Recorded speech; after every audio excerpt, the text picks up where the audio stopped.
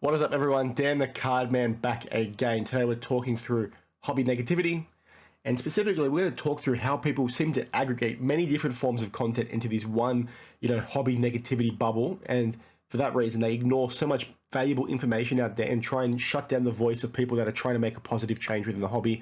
We're going to talk through that in detail today, specifically, like I said, why you need to make a distinction between two types of content, right? There's a difference between hating on people, being a bigot, being a racist, so on and so forth, and then highlighting and holding companies accountable within the hobby, holding people accountable within the hobby, holding scammers accountable within the hobby. There's a very distinct difference between those two things, and that needs to be made. And we can't have people aggregate this stuff together to try and shut down the voice for people that are trying to create a positive change for the hobby.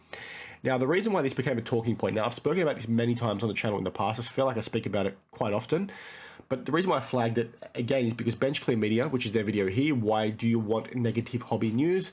They basically did this as part of their weekly show. They have like a mini podcast thing going, if I remember correctly.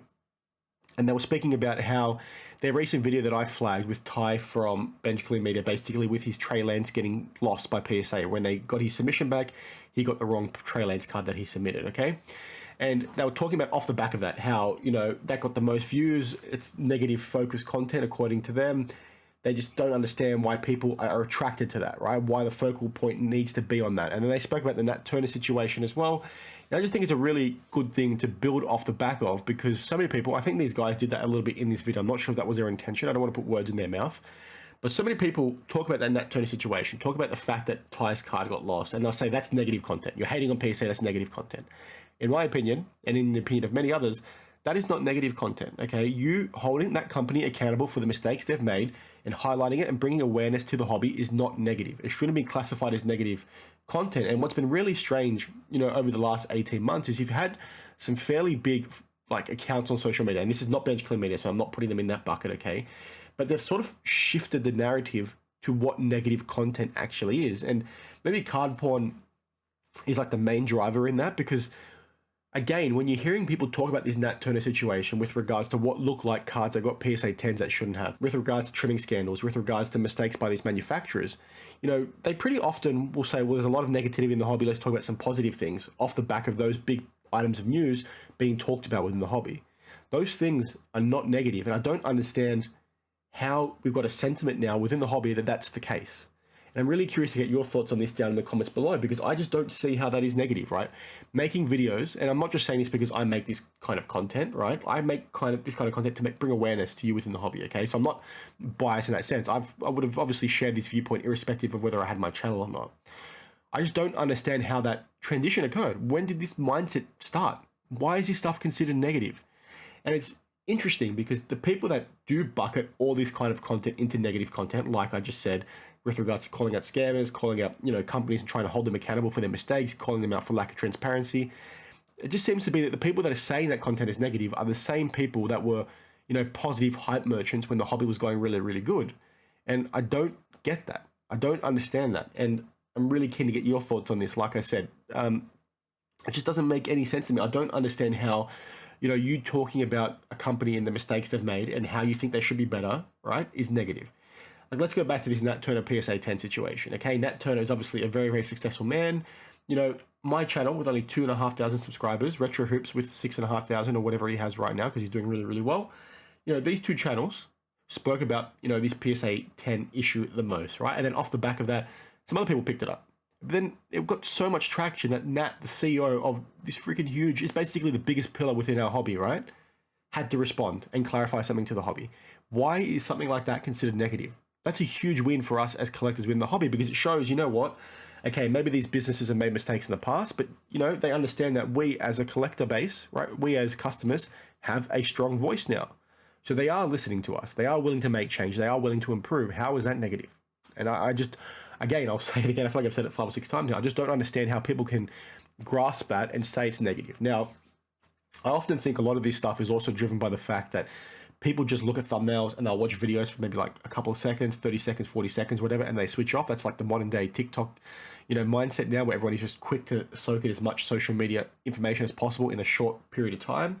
So maybe that has something to do with it, because people are no longer watching, long form content, or they're not watching the thing all the way through, or, they follow certain people on social media, on Instagram as an example, and they see a post by them and they take it as fact and they ignore the rest. It's like, maybe that speaks to it, but again, it's not negative. I don't understand how calling out scammers, calling out breakers that are doing bad deeds, calling out the bad actors within the hobby is negative.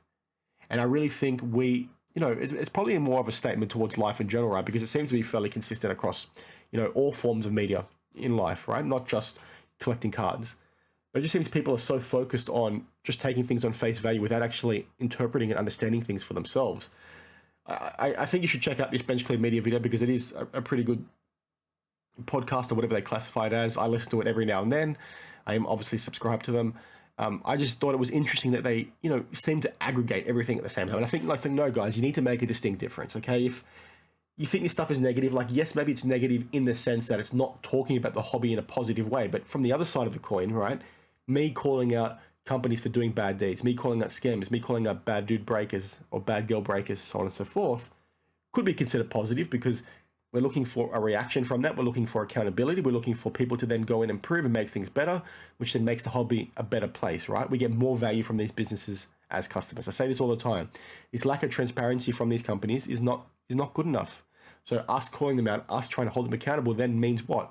These guys listen to us like Nat Turner did in this situation, as we've had other examples of in the past with SGC Pete, their CEO, doing the same thing, coming out and saying, you know what, guys, we've made a mistake, or this is what's happening.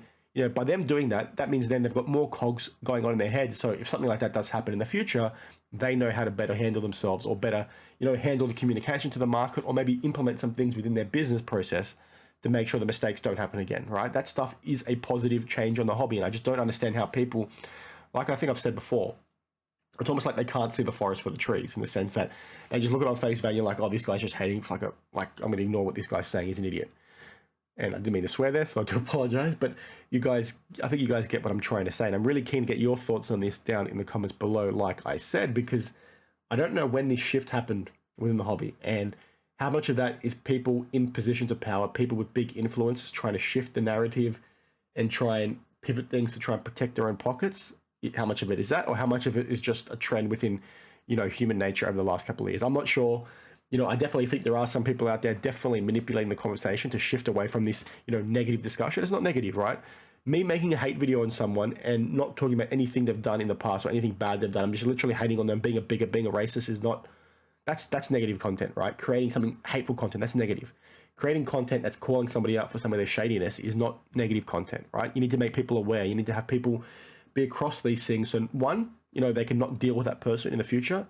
Two, that person can maybe, that was called out, can rectify things and maybe improve as an individual and maybe clarify a few things to their customers. Or three, people learn and they improve, right? And maybe that was one of the points already discussed. I'm still a bit sick, so I do apologize, but I think you guys get the point. So please share your thoughts down in the comments below. I feel like I've said that a few times again. I feel like I say that all the time. You guys probably do know that I say that all the time.